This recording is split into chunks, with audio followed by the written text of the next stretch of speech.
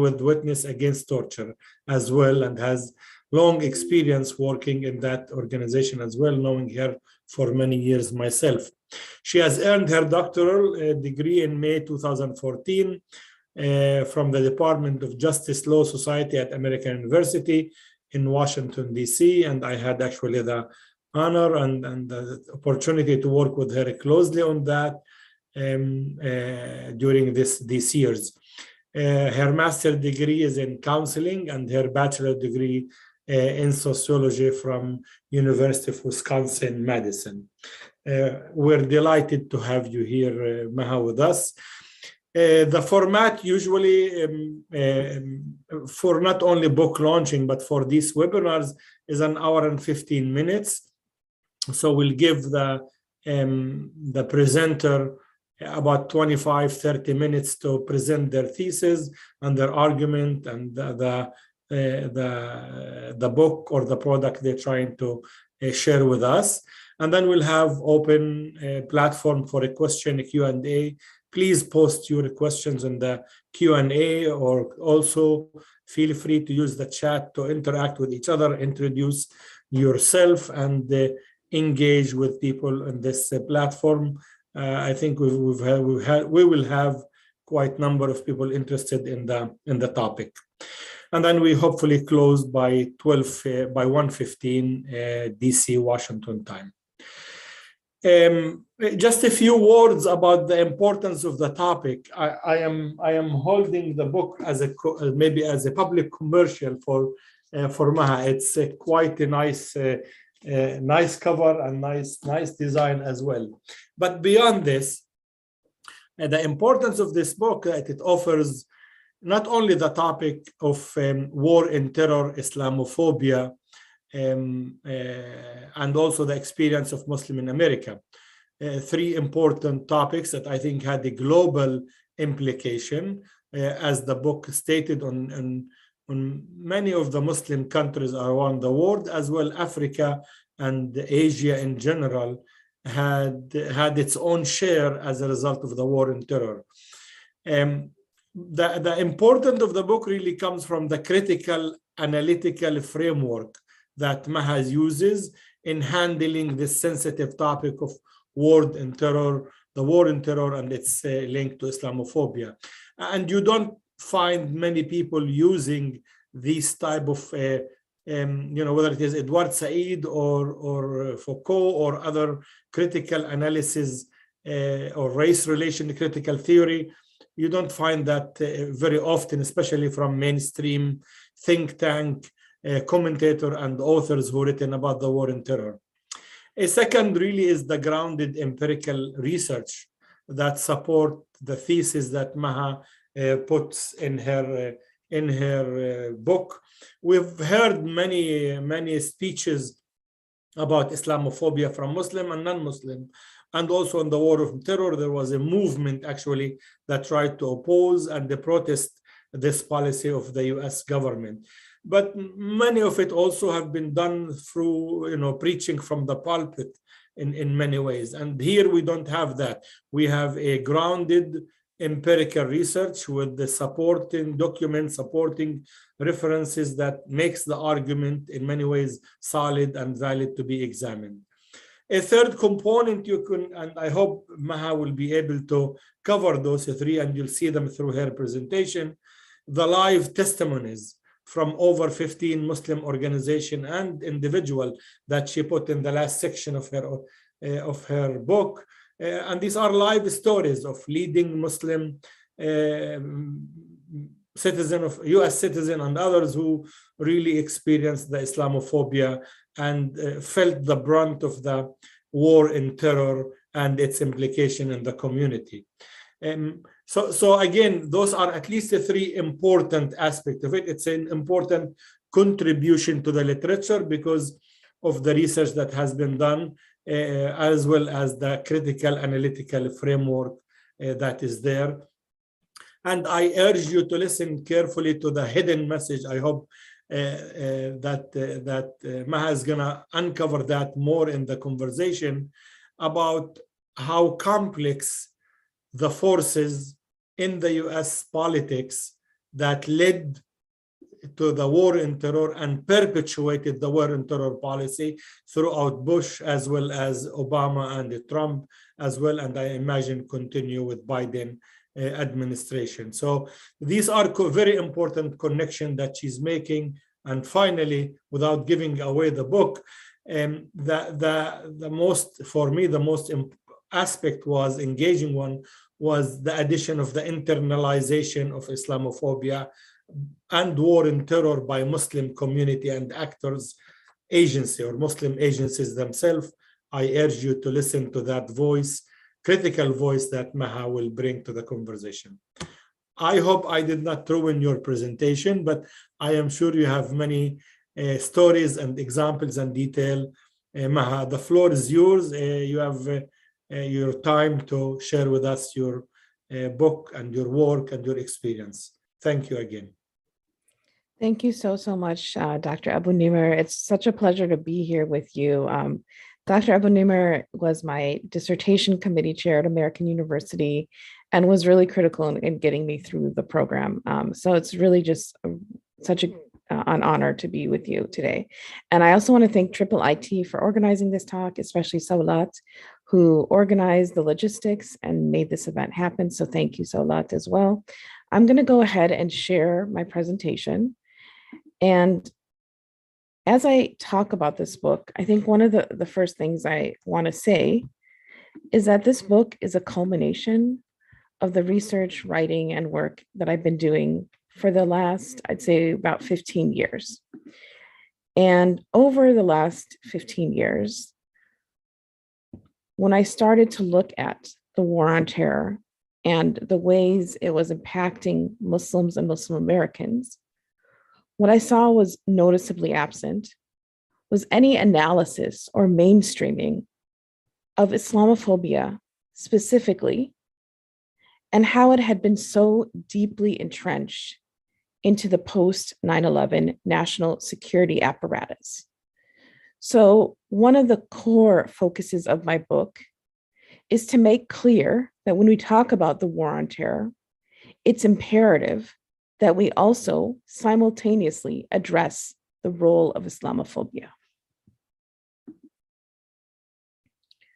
So when I talk about the war on terror, I always find it helpful to go back to a quote from former President Bush's speech 9 days after the 9/11 attacks on September 20th of 2001.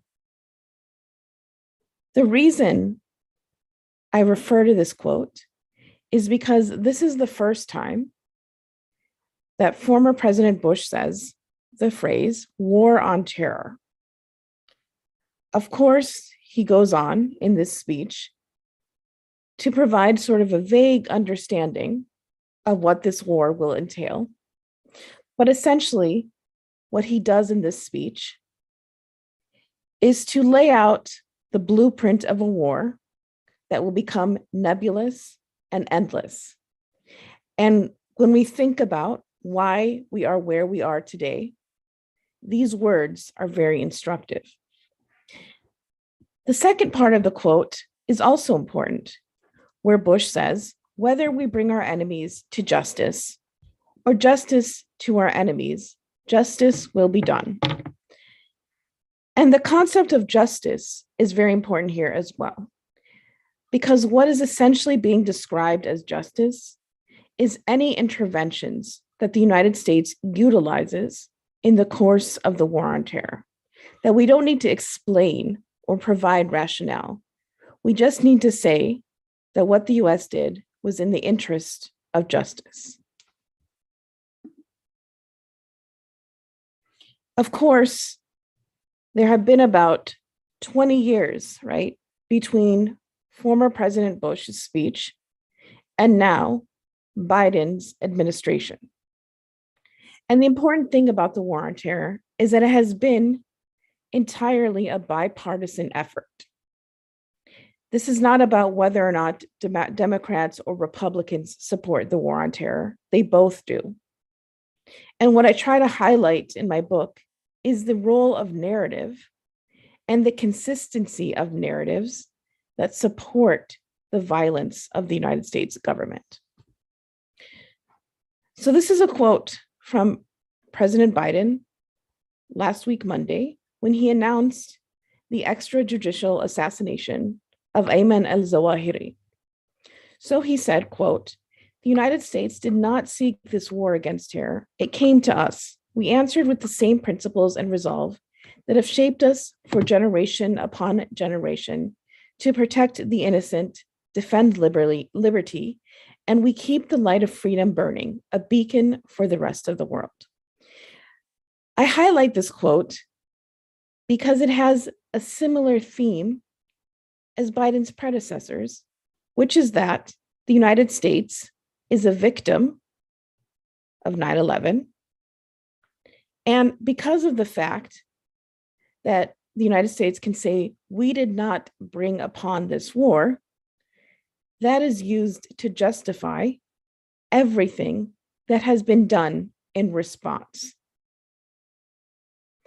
And this idea of the US's victimhood is a perpetual theme in the course of the war on terror. And again, that is done specifically to justify and legitimize the tactics that have been used throughout the course of the war on terror. So let's go back to the concept of justice. Here are 3 quotes from different presidents. The first is of Biden, referring to the extrajudicial assassination of Ayman al-Zawahiri. The second is a quote from President Trump, referring to the extrajudicial assassination of Abu Bakr al-Baghdadi. And the third is a quote from Obama, referring to the extrajudicial assassination of Osama bin Laden. I highlight these because when we think about justice again, justice is essentially whatever the United States says it is. And it's important when we think about justice, right? Because if we look at the 3 speeches that were given in response to these assassinations, none of them mentioned specifically the legalities or the laws that would sanction this kind of behavior. Because all the United States needs to do, again, is refer to its actions as justice, and that is enough to say that it is. So what is the war on terror? Perhaps many of us, if not most of us, have a general idea of what this war has entailed. When I thought about this question, I wondered how it has been that the United States has convincingly made many of us believe that the war on terror has been narrowly confined to militarism and warfare abroad. But in fact, the war on terror has entailed much more than that. And I will go into this later, but the war on terror has been a multi-dimensional campaign that encompasses numerous domestic and foreign counterterrorism policies.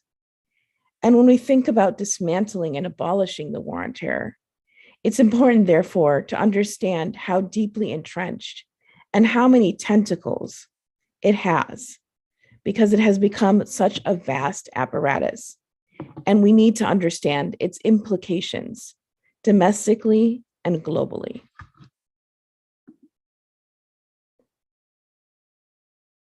Institutionalized Islamophobia, as I've mentioned, has been deeply entrenched in this war on terror. What is institutionalized Islamophobia? There are different forms of Islamophobia, whether it's interpersonal, whether it's internalized, whether it's institutionalized.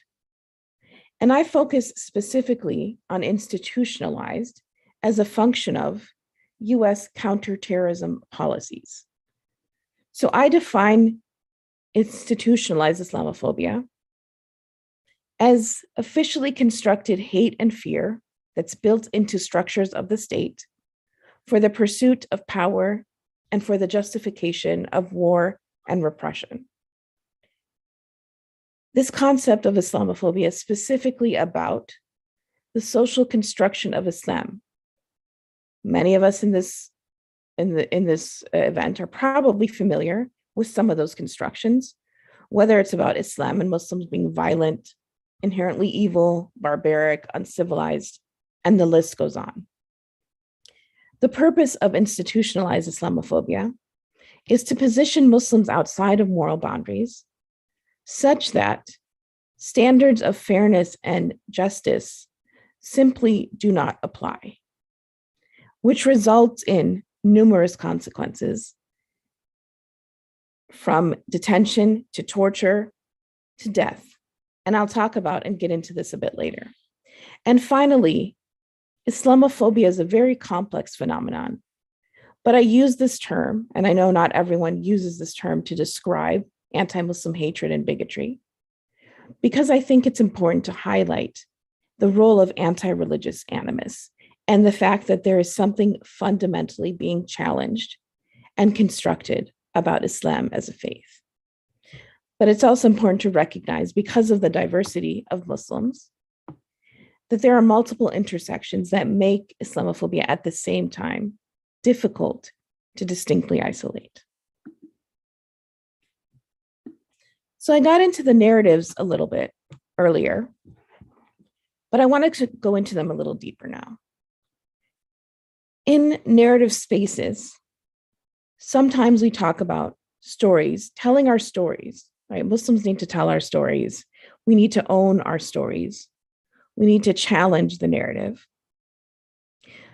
But oftentimes, what these conversations don't take into account is that there are specifically weaponized and violent narratives that are used by institutions and the state to construct a particular image of a target population in order to dehumanize and legitimize violence against them. So in writing my book, I looked at a couple of different themes. The first is that everything changed post 9/11. This is the idea that 9/11 was a unique atrocity, and because it impacted the United States, the so-called greatest country on earth, that the whole entire global order had to change because this was significant enough to drive that change. Second, civilization and freedom, not only stated in terms of the reason why the United States had been attacked, but also positioning the United States as being responsible for bringing civilization and freedom to countries around the globe, coincidentally those in which there happened to be military intervention. Third, American exceptionalism. Whatever the United States does is superior, and anything perhaps that's considered violent is an exception to the rule. The United States gets to maintain its posture of theoretically caring about human rights and democracy, regardless of what it does to the contrary. And obviously, you can see how a lot of these themes have driven the violence of the war on terror. Third is Muslim humanity and rage. And I'll talk about that in the next slide. But really, using narratives to dehumanize Muslims such that violence against them is deemed appropriate. And finally, terrorism and moral equivalencies. The idea that the state constructs the definition of terrorism, which obviously excludes its own behavior from being considered terrorism. And finally, this comparison and this assertion that state violence is inherently superior to non-state actor violence. So let's go into Muslim rage. Closer to 9/11, and even after, because there's still a narrative that exists, there's this idea that Muslims are inexplicably angry, and we simply cannot understand the source of their anger. This is a more recent book, the book that is on the right-hand side, Feeling Betrayed. But people have always tried to understand, why are Muslims so angry? And inevitably, the conclusion is that they are just inherently angry people. There are no sufficient reasons to justify their anger. And there's a particular reason why this narrative matters. It's because if Muslims are inherently angry, they cannot be reasoned with. So the only intervention that can be used is brute force. Because again, we cannot use reason or rationale to deal with Muslims. And that's why there has been so much violence against Muslims in the war on terror. The definition of terrorism. If you read this quote really quickly, there might be one thing that stands out to you, which is that terrorism is often defined in a tautological way. So terrorism is what terrorism looks like. That is meaningless. How do we understand what terrorism actually is? Insofar as we can agree on whether or not there is even an objective definition of terrorism. But nevertheless, this is about the control of the state, of the definition of terrorism, in a way that allows, again, for the leveraging of violence. Moral equivalencies. This is a repeated theme that has come up in the war on terror. So in this quote, former President Bush says, if there's any comparison between the compassion and decency of the American people and the terrorist tactics of extremists, it's flawed logic. It's just, I simply can't accept that. It's unacceptable to think that there's any kind of comparison between the behavior of the United States of America and the action of Islamic extremists who kill innocent women and children to achieve an objective. Now, if we think about this quote, and specifically about the actions of the United States has killed numerous women and children. So that is not the separating line.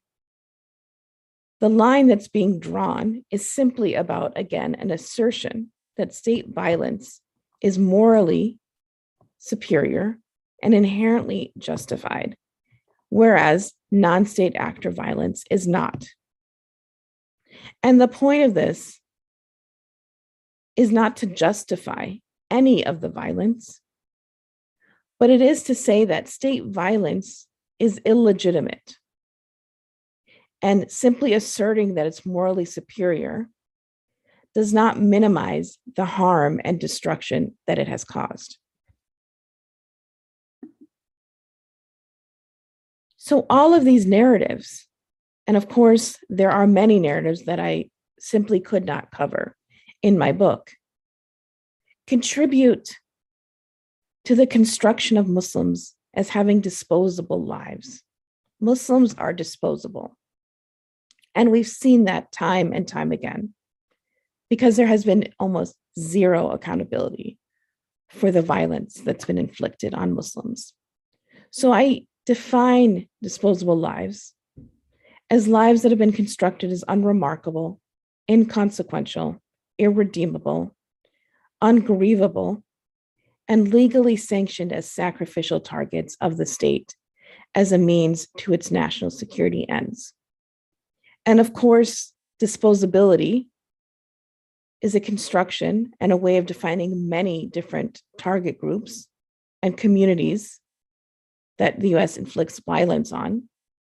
But there are a couple of keywords I thought were important here in thinking about Muslim life in particular, especially when we think about irredeemable, because that is one of the core constructions that has been leveraged against Muslims, that Muslims are irredeemable, they're inherently angry, they're inherently violent, and therefore, again, there is no other intervention besides brute force. Here are some more examples of the narrative. So when the war crimes at Abu Ghraib were revealed in 2004, these are some of the responses from Bush, Rumsfeld, and Colin Powell in response. I won't read them verbatim, but what's noticeably absent about all of these quotes is any concern or regard for the Iraqis who were victimized by the United States at Abu Ghraib prison. Instead, the focus is on rehabilitating the image of the United States.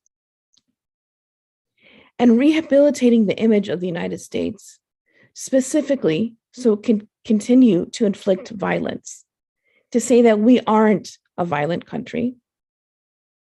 This is not what we do, and we will continue on our way in fighting the war on terror. And that's why I talk about this as not a dent in the narrative, because regardless of what happens, regardless of the violence that unfolds, the narrative of the United States in terms of the kind of country it purports to be remains the same. Here's another different angle. In June of 2006, there's debate about whether or not 3 prisoners at Guantanamo died by suicide or were murdered. But the official story is that they died by suicide. And where most people would interpret suicide as an act of desperation, the narrative that emerged from the government was designed to criminalize these men, even post-mortem. So in that sense, the quote from Rear Admiral Harry B. Harris, he said, "They are smart, they are creative, they are committed, they have no regard for life, either ours or their own. I believe this was not an act of desperation, but an act of asymmetrical warfare waged against us."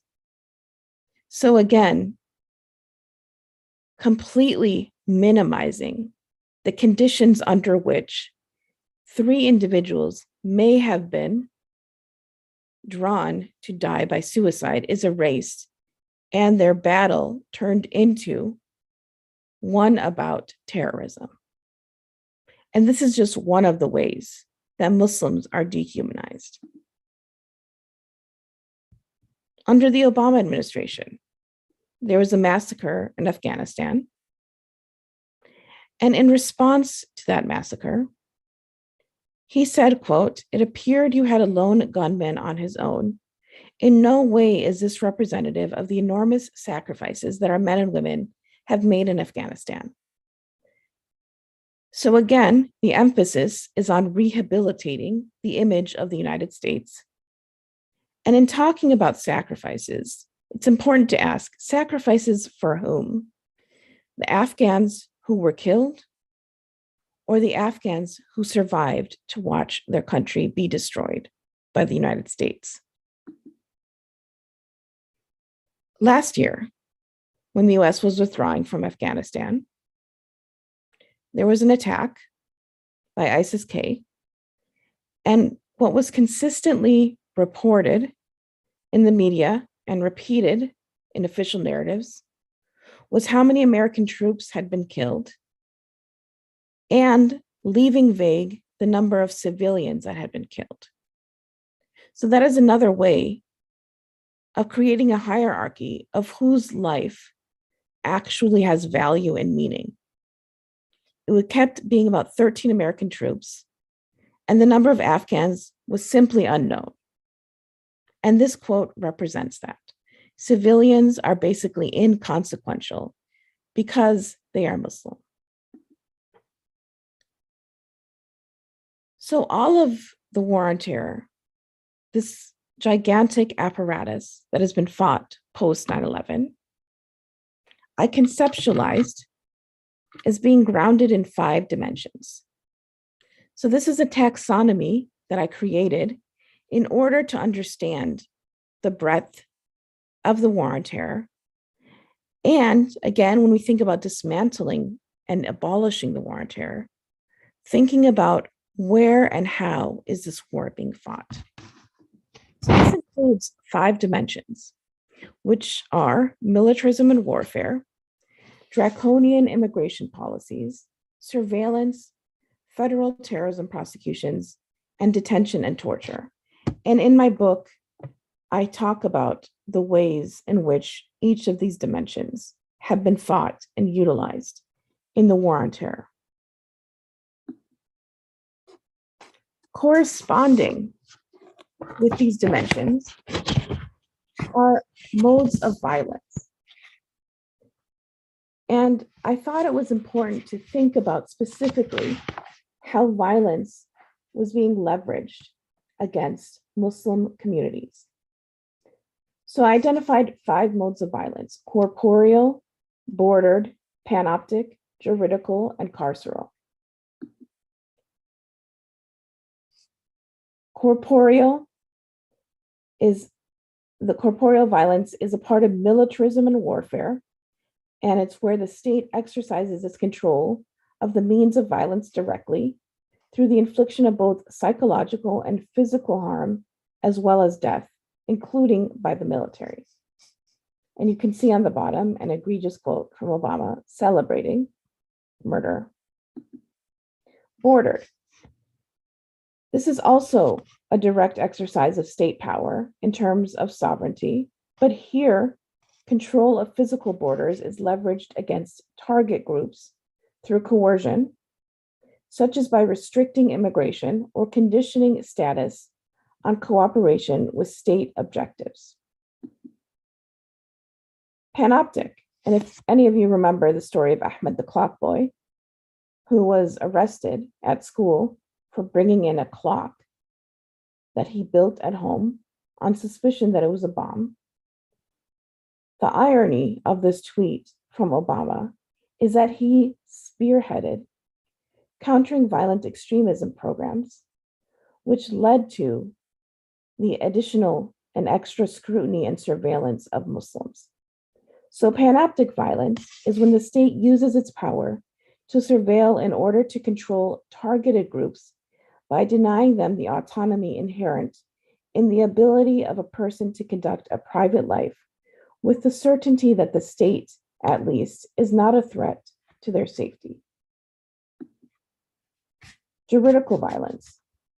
Perhaps some of you have heard of the case of Tariq Mahanna, who was charged with material support for terrorism. And this excerpt here on the side is part of his statement that he made in his sentencing hearing.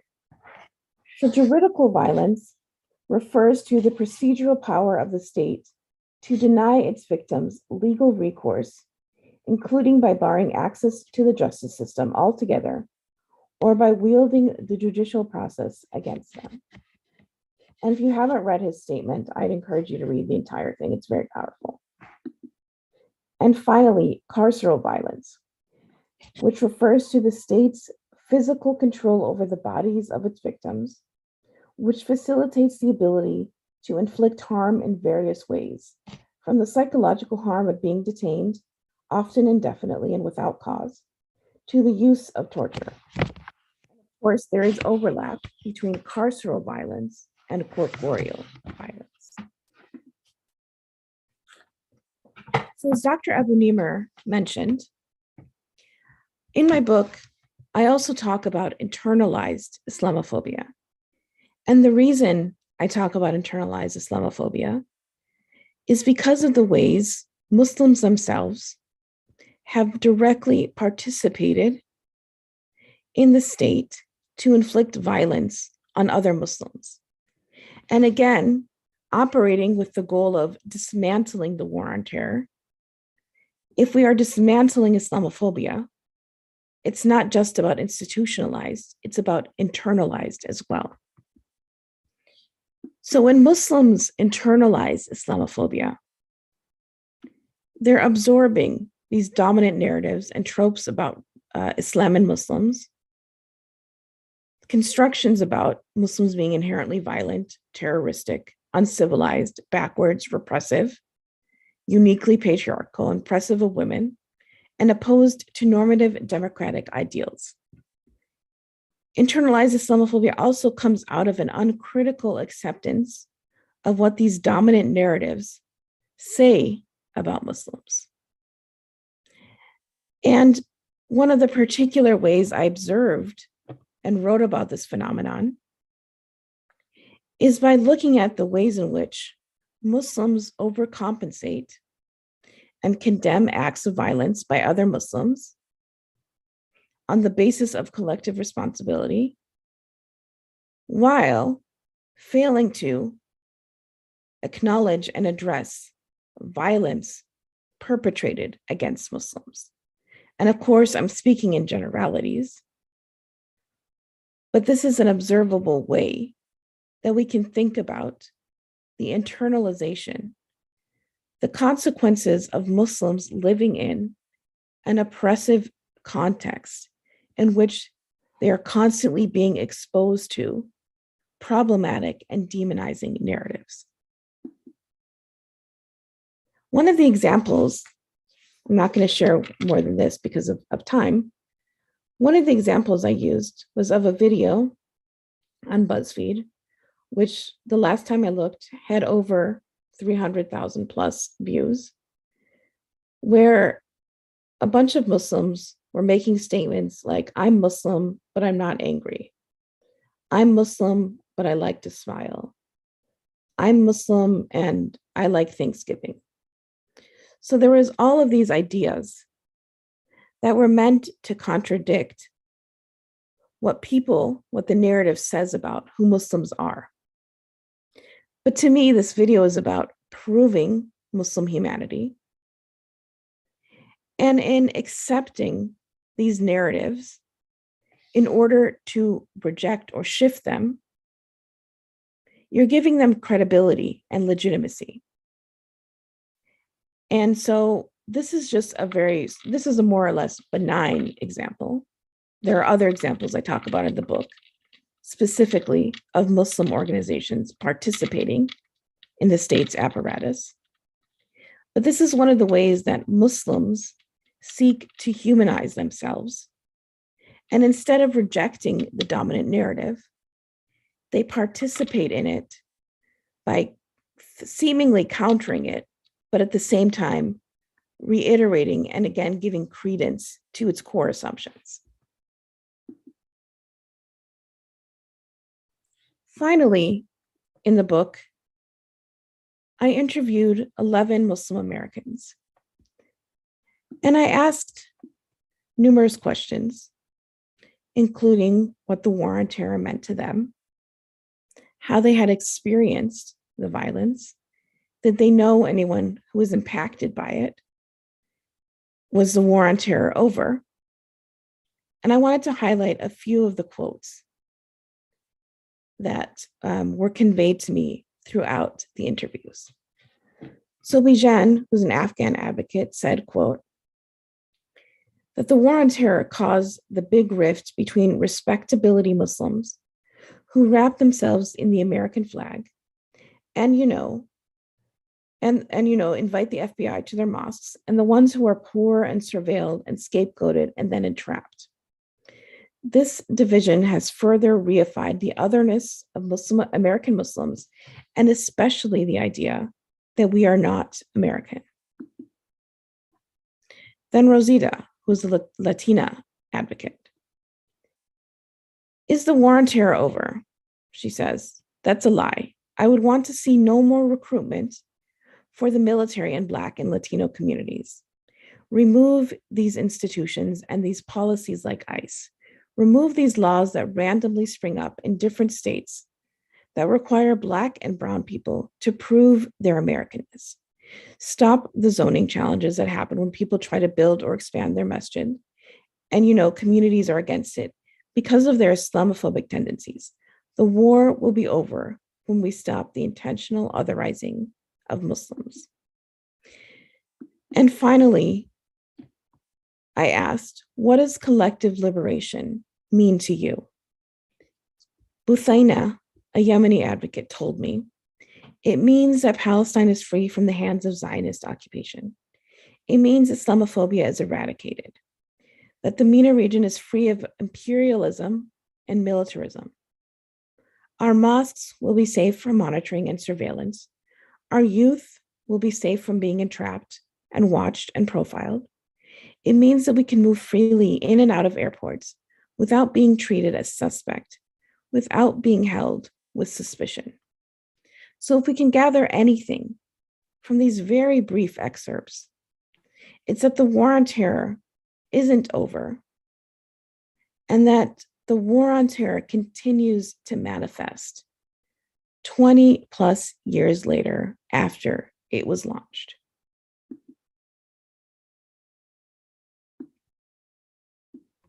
What I try to impart in the book through narrative and through an examination of the policies and the impact of Muslims on Muslims of the war on terror is that there's a powerful role that language plays and has played in this war.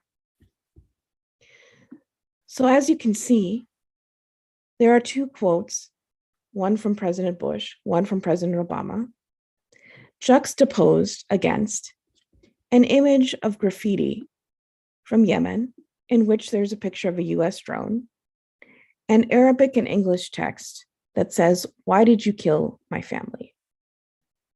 In the first quote by President Bush on 9/11, he talks about the nation seeing evil.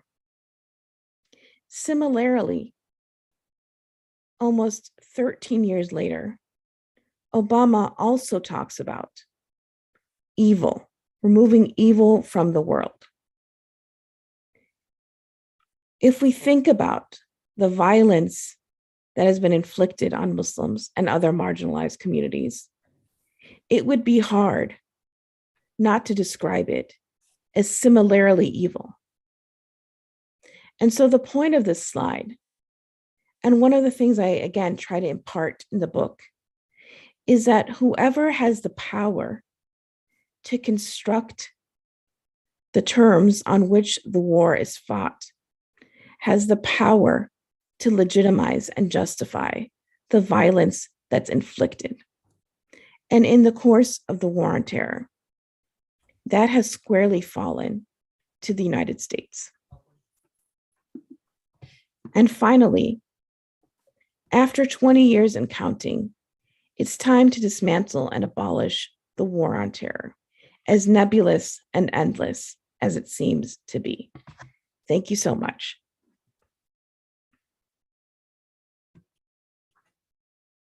Thank you.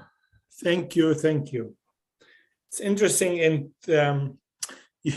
thank you, Maha, for both comprehensive review of the framework and the main component and concepts that you utilize in constructing your argument. Much appreciated. And also your choice of summarizing with the power of language and narrative and putting out there. Also for the three examples that you put forward, I hope in the Q&A you will be able to maybe use some more examples and some more illustration of those different components of the surveillance and foreign policy and others. We do have at least one question in the Q&A that I want to pose from the beginning, which also relate to one of my questions. You started the book with a story about African American racism, Black Lives Matters, and you also ended your book with a similar link to the Black Lives Matters and also to the notion of the link between U.S. history of racism and the phenomenon or the institutionalized Islamophobia. You did not talk about it a lot in your presentation. So the question came to you, do you consider the roots of institutionalized Islamophobia to be racism? prejudice, or is it simply a geopolitical tool resulting in prejudice or promoting racism? So, I mean, feel free to take the time to answer with any of the example. And this is from Hurriya Hussein from Kashmir University. Go ahead. Thank you so much, Hariya, for the question. I absolutely consider the roots of institutionalized Islamophobia to be racism. We know that when we talk about Islamophobia, we have to acknowledge and remember the anti-Blackness that was leveraged against enslaved Black Muslims from the inception of this country. And so that is an extremely important consideration. So it is part of what is at the root, in my understanding, of Islamophobia. And looking at your question, I don't think it's an either or. I think Islamophobia is rooted in racism, anti-Blackness, white supremacy, and other systems of oppression, but it also has powerfully served as a geopolitical tool.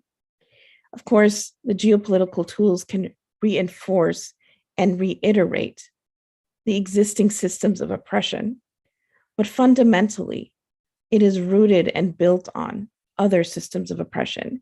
And it's important when we look at specifically Islamophobia in the United States to understand and look at the history and experience of enslaved Black Muslims in order to understand its manifestations and how we understand this concept.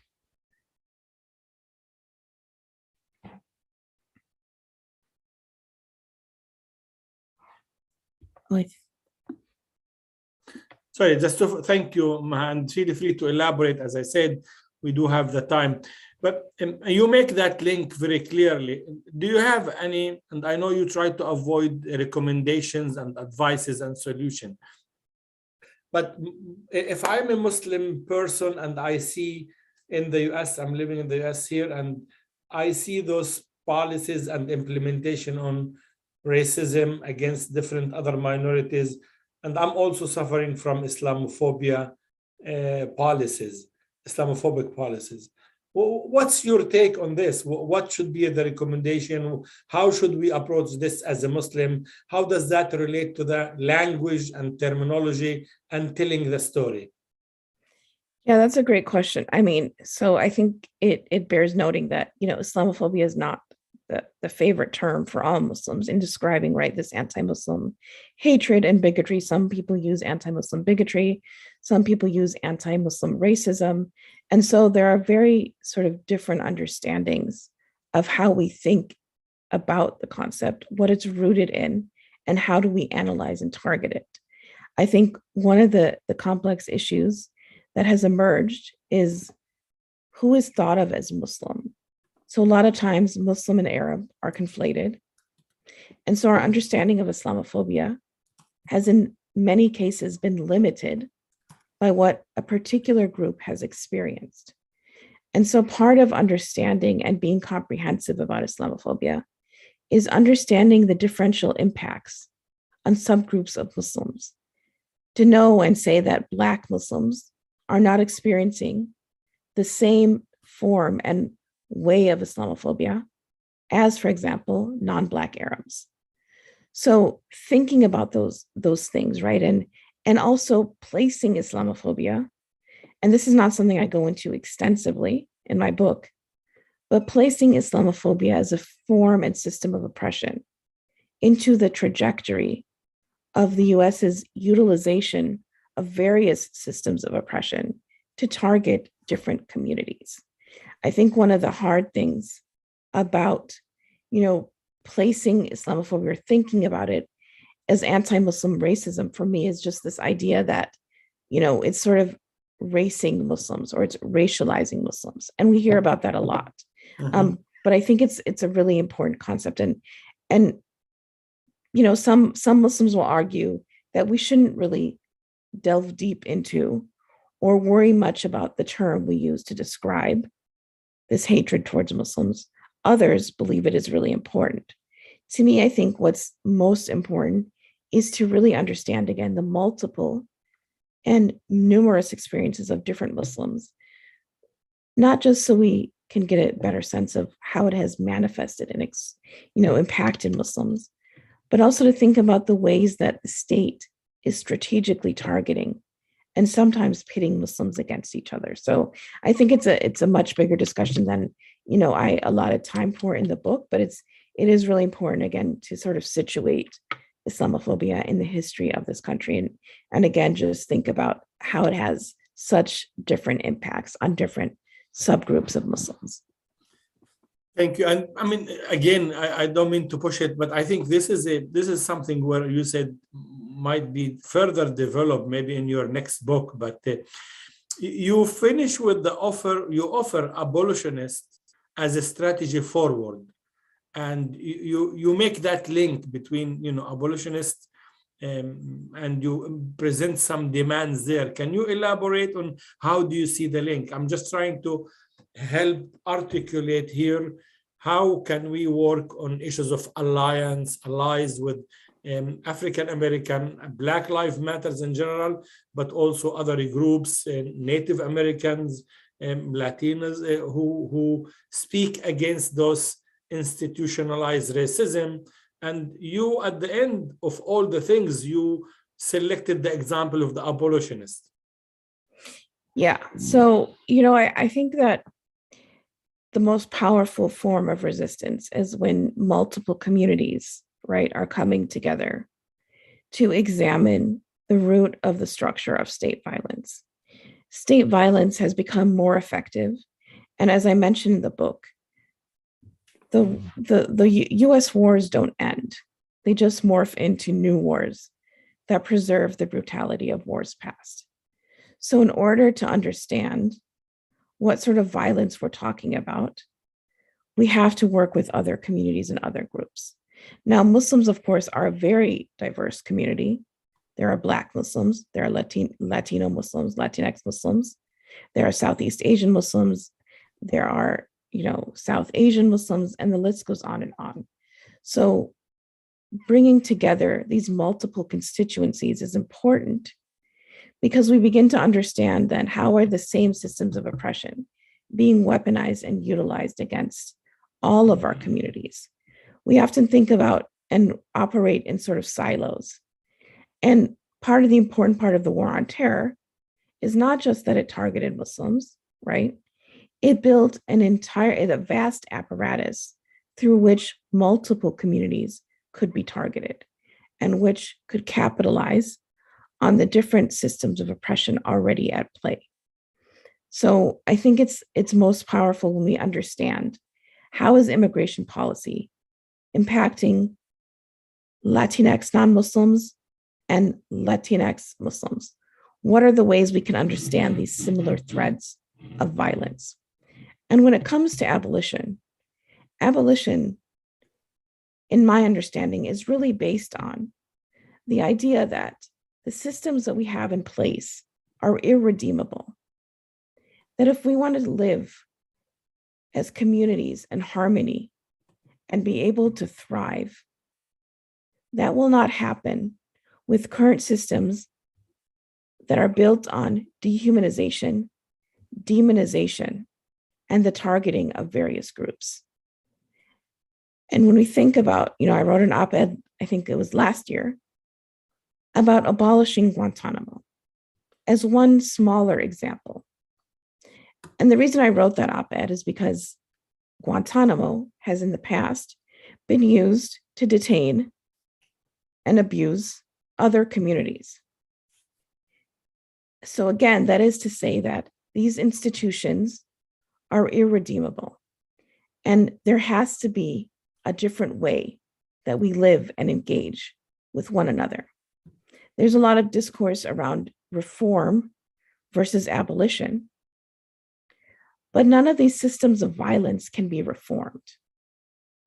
There is nothing better about less violence if there is still violence. And that's why I specifically talk about abolition as the appropriate intervention to the war on terror. Thank you. That's I think very important to articulate that in terms of your choice of that framework. There was an attack this week on I guess we're still dealing with the New Mexico Albuquerque. How does that relate? I mean, how does that fit into your thesis, into the story, into the narrative that you're trying to look at it? And I was hoping that you can relate to that, because this is one of the current events that, in my view, manifest and reflect exactly what you're talking about. Right. So it's very, very, very unfortunate and deeply saddening, especially to learn that a Muslim was the perpetrator of an attack that killed other Muslims, and specifically a Muslim who is motivated by anti-Shia hatred. So there are two issues, right?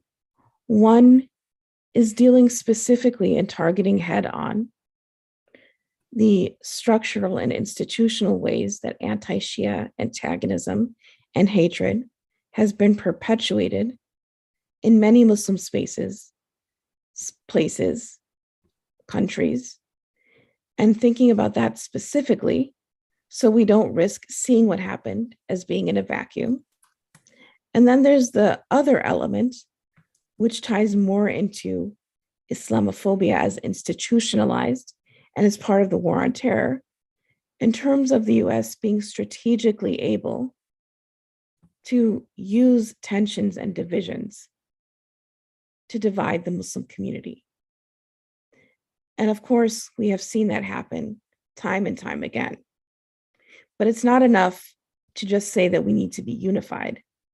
And it's not enough to just talk about this external violence that's being inflicted on the US and leveraging these divisions.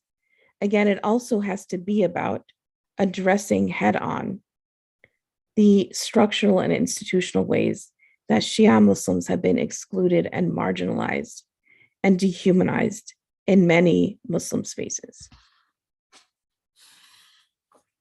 Thank you. That's and if I may add on this one, it does really reflect in many ways this internalization of the oppression system and buying into many of these divisions between Shia, Sunni, or the sectarian or tribal subgroup divisions. Right. But one can talk about that a lot. Maybe I want to just shift a little bit. We go to the personal, and then we can come back to the to other questions if you don't mind. Mm-hmm. In the book, you may talk about you being 18 years old, when 9/11 happened, and that it was a personal issue for you, personal revelation, and the way you grow up also as an American Muslim here. But in the remaining book throughout, you avoided that totally. Is there a reason? Do you want to say a few more words about, what does it mean for you personally to accomplish such a project in the light of experiencing 9/11 when you were young, 18 years old? Yeah, so, that was a very formative experience for me. And, I remember when the 9/11 attacks happened, I was on campus at the University of Wisconsin-Madison, and, was automatically thinking, what if this is an act perpetrated by Muslims? What will happen? In addition, I was also working at the state capitol at that time. And I also remember fearing that people would look at me in a different way because of who the attacks were attributed to. So this was a sort of very visceral experience, and really sort of was formative in how I came to understand the war on terror and how it had targeted Muslims. The reason I didn't talk much more about my personal experience is because when I look at the scope of the war on terror and how Muslims have been impacted, whether it's through militarism, whether it's detention and torture, I've always felt that what I've experienced pales in comparison to what other Muslims have experienced. And I understand the role and purpose of personal narratives, but to me, it was more important to really bring up and highlight the stories of Muslims who have been much more targeted and who have, who violence has been inflicted on in a much greater degree than anything I have ever experienced. So to me, I think that there was, I have other avenues through which I can talk about my personal experience. And I wanted to use the book really to talk more about other Muslims. Thank you. Thank you. So Giselle Corey put a question about what would be a narrative that you would propose to replace the one of war and terror with its multiple dimension. How would you brand this narrative? I would say it's not necessarily a replacement narrative. I would say that when we're talking about, for example, if someone asks you, what's your experience as a Muslim post 9/11, you're going to produce a different response than, how was it like growing up as Muslim? Where the automatic prompt is not 9/11, where you don't have to frame your experience in those ways. So to me, the way we think about narrative is not that I'm suggesting a particular one, but it's about how do we as Muslims disrupt the demonizing narratives? How do we tell our stories in a way that is not automatically responsive to oppressive narratives? And sort of what are the ways that we can engage beyond this 9/11 discourse? We're always sort of pigeonholed in this way to respond, right? And so how do we imagine our life outside of 9/11? I mean, again, I was 18 when the 9/11 attacks happened. So a lot of the ways I think about the world were based on that. But what would we imagine? What would we say? How do we define our experience if this wasn't always the lens through which we were asked to view it through? And in general, I think when we're talking about the creation of narratives, creating ones that are about nuance.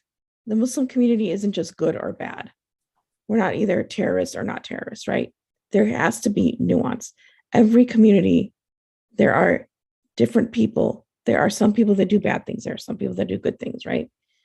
How do we get to a point where Muslims can be described and talked about as a huge community where there is nuance, where we can see them as individuals and as communities, the same as we see other people? Thank you. Thank you. The other alternative also, Giselle, I'm sure you know that, Corey, if you are the same one, we had worked together at AU, the peace and conflict resolution and the nonviolence, inclusive diversity narrative. That's also something that I think Maha has supported and worked with for many years. Zahra says you touch upon pitting Muslims against each other in the light of the recent killing of 4 Shia men. What do you suggest we can do to increase intra-Muslim unity? And you already said partially we don't need to look for unity, but what else do you think can be done to prevent this internalized oppression? Well, I think that's also a question for you, Dr. Abu-Nimer, but since this is the crux of your work, I think we have to address, again, the problem head on. For example, there was a press conference yesterday that was hosted by CARE, which brought together Sunni and Shia leaders alike. And, of course, I understand the immediate desire to respond and say that we stand in solidarity with each other and we are unified. But similar to how we address Islamophobia externally, that's just not enough. So there has to be a reckoning, in particular, in many Sunni spaces where there has been exclusion of Shia Muslims. And it's not as if there's a dearth of Shia Muslims who have told us, what has happened to them in these spaces, right? There are many Shia Muslims who have spoken out. So bringing together people who are willing to understand and tackle this problem and not gloss over it by simply saying, we need unity. I mean, murder is the end of the trajectory. There are many things and processes and beliefs and attitudes that are shaped long before that becomes the final consequence. Thank you indeed. And I hope, Zahra, there is a response to you. But there was also some attempts of the similar sort in the UK and London several years ago, and there was some very clear response from the British government and also British police officer, and the Shia and the Sunni community in London held number of joint meetings in order to have a constructive response in facing such this, but not to this extent of killing. It was more attack on sacred sites. Fathi Malkawi, thank you for your comment, and also he thanks Maha for presentation. And he actually raises the question regarding the link. Do you see a link, any link between Islamophobia as a practice in the US and Europe on one side, and the restriction on Islamic activism and Islamic civic sound in many Muslim countries? So is there a connection of the way European and American dealing with this versus the way the 57 Muslim countries dealing with it? Well, I mean, all of them are leveraging Islamophobia in order to inflict violence. What the US did is not necessarily create the problem of Islamophobia. It amplified the problem of Islamophobia, right? And the use of Islamophobia to inflict violence. And Europe has its own history of Islamophobia, a long history, right, of Islamophobia. But the United States, I think, offered more language and policies as direct ways to inflict violence under the guise of combating terrorism. So there very much is a connection. And there are different ways, right, that countries have fought the war on terror, both in serving as allies to the United States, as well as perpetrating their own war on terror domestically and against Muslims in their countries. For example, the Rohingya, the Uyghur Muslims in the Philippines. This is not Europe, obviously, but other countries that have utilized, right, this narrative, this blueprint of the war on terror. So there very much is a connection.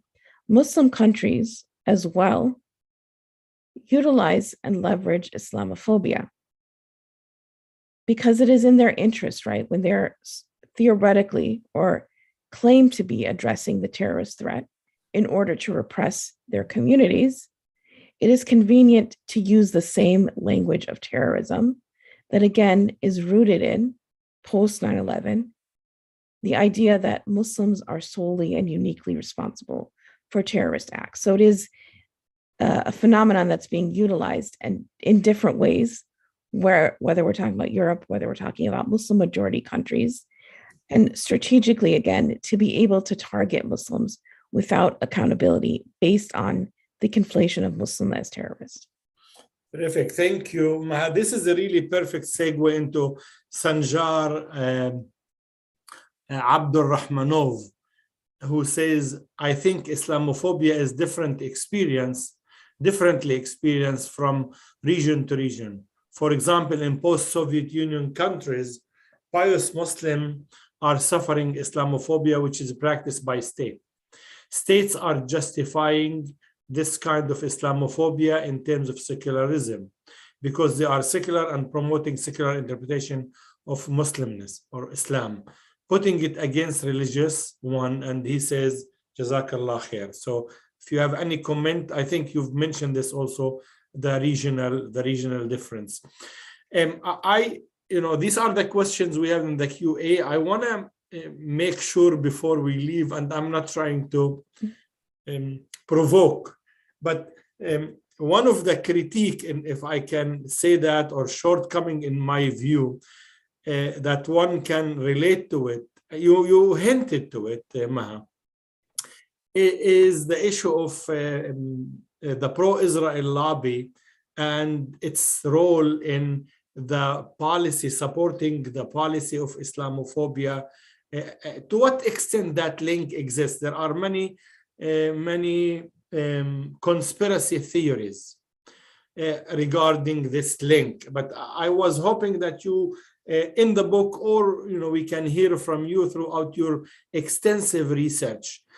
Is there a link? Was there any coalition funding, narrative feeding into the Islamophobia by the pro-Israel lobby, considering the fact that Israel has launched also war in terror and extrajudicial assassination we've seen in the last week in Gaza and also in the West Bank yesterday?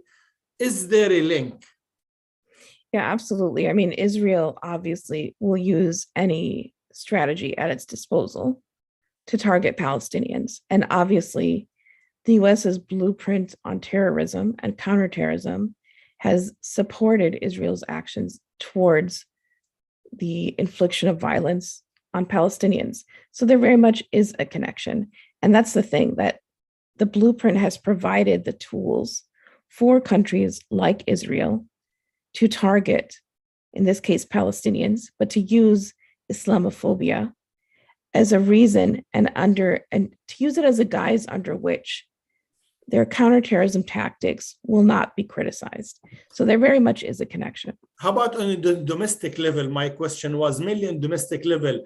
The US pro-Israel lobby here that's active has been mentioned in a number of reports, its role in terms of Islamophobia and war on terrorism. Did you encounter that in your research? I didn't see it in your book.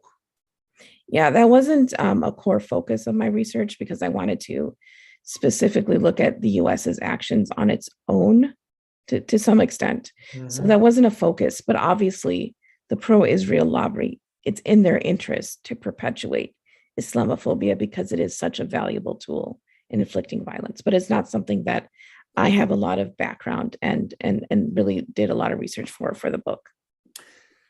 Thank you again. I think we're out of time. I'm exactly on time. It's 1:15, and I know we have dealt with a number of issues, and you took us to many parts of, many areas that relates to this issue of war and terror, Islamophobia, and the U.S. Muslim experiences. I'll give you maybe just a closing word, any word of optimism, encourage, hope. What gives you hope in dealing with this issue and other issues that you really work with? Okay, so hope is I find it hard to be hopeful, but I do think, it's not a good consequence of the Trump administration, but as a result of the Trump administration, a lot more Muslims became politicized and attuned to the way that the war on terror has been impacting our community. So I think there's just a lot more Muslims who are engaged in the struggle and resisting all the violence that's been inflicted on Muslims. So I think that gives me hope. And I think one of the things that I, feel is very important is that, Muslims continue to be politically educated, right? And continue to think about the consequences of the war on terror. Even if you don't feel like you're directly experiencing the violence, it's important to think about the ways that other Muslims are experiencing the violence and to not accept the status quo of violence on Muslims. So everyone needs to have a voice. And, it is my hope and what we have seen, right, is that more Muslims have really mobilized and been engaged with combating various systems of oppression, including Islamophobia post 9/11. Thank you. That's a perfect setting to finish. Basically, Saulat, I'm going to thank everyone. And if you have any announcement to make, please feel free to make it. But thank you, everyone. No, thank you, everyone, for being here. Lovely. Thank you so much to Professor Abounemer for moderating. And of course, thank you, Dr. Hilal, for your wonderful presentation. Take care, everyone. Inshallah. See you. Assalamu alaikum wa rahmatullahi wa barakatuh. And make sure to buy the books.